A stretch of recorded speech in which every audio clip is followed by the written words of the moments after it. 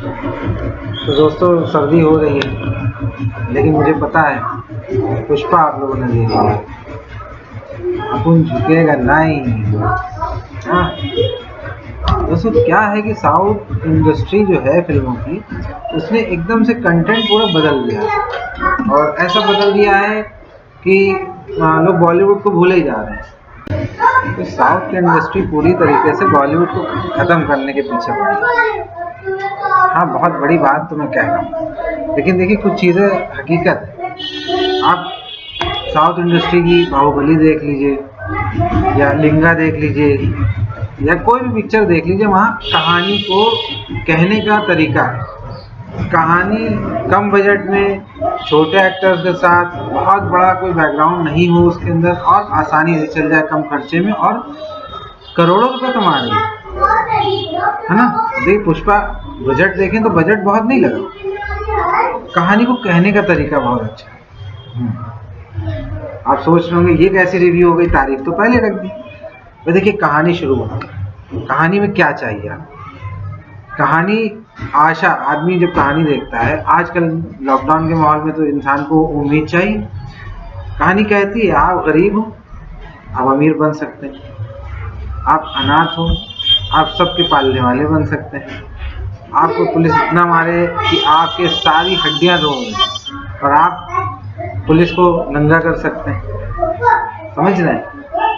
Dialogue ऐसे कि आपके बदन के सारे बाल खड़े हो जाएं।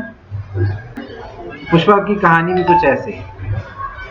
कहानी जब शुरू होती है तो पुष्पा को एकदम छोटा सा मजदूर दिखाते हैं, क्योंकि आम आदमी की जैसे काम पे जाता है। लेकिन चूंकि जब इंसान का वक्त बदलता है तो उसमें ज़्यादा समय नहीं लगता है। पुष्पा का भी वक्त बदल जाता है और पुष्पा की ज़िंदगी एकदम कैसे बदलती है। पुष्पा की ज़िंदगी बदलता है लाल चंदन। लाल चंदन बेचते बेचते पुष्पा रोड से महलों के राजा बन जाते हैं। एक चप्पल का छोटा भी डांस बन जाता है। आपको सोचना पड़ेगा, साउथ इंडस्ट्री वाले रिस्क बहुत है। आप एक बड़े एक्टर से क्या उम्मीद कर सकते हैं कि वो डांस करे और उसका चप्पल छूट जाए, फिर वो चप्पल पहनता है, फिर वो दूसरा स्टेप पूरा करता है। तो ये एक आम जिंदगी को छूते हुई कहानियाँ पुष्पा के अंदर यही दिखाया है। दिल्ली के आशिकों के जैसे पुष्पा भी खड़े रहते हैं, बहुत बड़े डॉन बन जाते हैं, उसके बावजूद अपनी गर्लफ्रेंड से बात नहीं कर पाते। बात करते हैं किसी तरह से तो पता चलता तरीका गलत निकल जाता है। अब उस तरीके को, गलत को भी सही साबित कर देते हैं। अब तो तुमने मुझे गलत साबित कर ही दिया है।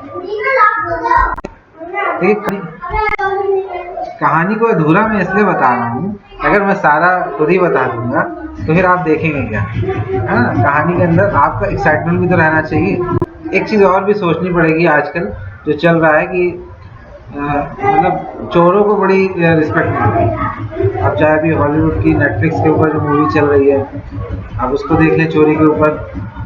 और आप मनी हेस्ट, उसमें देखिए 2 सीज़न चल गए, वर्ल्ड वाइड हिट हो गई। अभी धूम हिट हो जाती है, अब बंटी बबली भी हिट हो जाती है।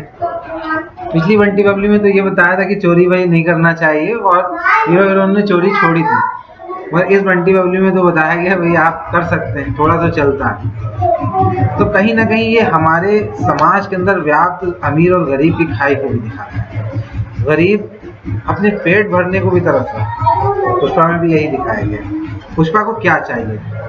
पुष्पा को अपना हक चाहिए, उसको अपने बाप का नाम चाहिए था, उसको वो रोटी चाहिए थी जो उसके नाम से वो ईश्वर ने बनाई, फिर भी उससे वो रोटी नहीं मिली, उसको छीन नहीं पड़ा।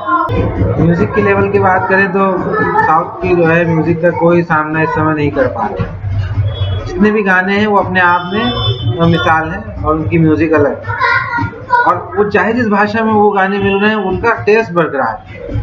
ऐसा समझ लीजिए जब आप समोसा खाएं, अब समोसा आप चाहे रोड के किनारे खा लें या कहीं अच्छी जगह खा लें, समोसे का जो बेसिक एलिमेंट है वो नहीं बदलता। खास करके अगर हम बात करें इंडियन समोसे का, उसका बेसिक एलिमेंट इसलिए ना कि उसका मसाला वही होता है। ऐसे इस साउथ इंडियन जो पिक्चर चल रही हैं, इनकी कहानी का बेसिक एलिमेंट और इनके गानों का बेसिक एलिमेंट नहीं बदलता। भाई मुझे तो बहुत पसंद आई, मैंने तो कई बार देखी। हाँ, आपको यकीन नहीं होगा 10 बार देखी। क्यों? देखते ही जा रहा हूँ, हर बार नए जो है एंगल से देखनी पड़ती है। कभी हीरो के एंगल से देखता हूँ मैं, कभी विलन के एंगल से देखता हूँ, कभी हीरोइन के एंगल से देख रहा हूँ, कभी पुलिस के एंगल से देख रहा हूँ। आखिर कौन सा ये पिक्चर है? और आप किसी को गलत नहीं साबित कर सकते। हर एक का अपना व्यू चल रहा है और उसके जो है फायदे नुकसान चल रहे हैं।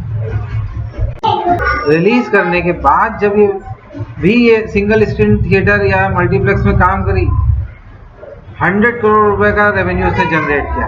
आप इसकी कामयाबी इसी से लगा सकते हैं। पहले क्या होता था, पिक्चर पहले टॉकीज पे आती थी, वो 300, 200, 100 करोड़ का क्लब पार करती थी, उसके बाद वो ओटीटी पे आती थी। अभी इसमें पुष्पा ने उल्टा किया, टॉकीज पे आने के बाद भी ये ओटीटी पे आई, ओटीटी पे आने के बाद भी टॉकीज पे चल रही। मतलब ये अपने आप में, जैसे मेरी बात करूं, मैं लॉकडाउन की वजह से जा तो नहीं पाया, लेकिन मुझे भी लगा कि इसको थिएटर में देखना चाहिए। चाहे आप जितना अच्छा बना ले, थिएटर का मजा है। फिल्म इंडस्ट्री के लिए भाई बहुत मुबारकबाद, अपने आप में एक नई पिक्चर इन्होंने दी है। इस तरह की पिक्चरों को फिल्म इंडस्ट्री को जरूरत है। अगर इस तरह की पिक्चर बनेगी तभी फिल्म इंडस्ट्री जिंदा रह पाएगी। तो चलिए फिर आप भी इंजॉय करिए। पुष्पा नाम तो सुना ही होगा, पुष्पा समझ के फ्लावर समझे क्या? फ्लावर नहीं है, अपन फायर है।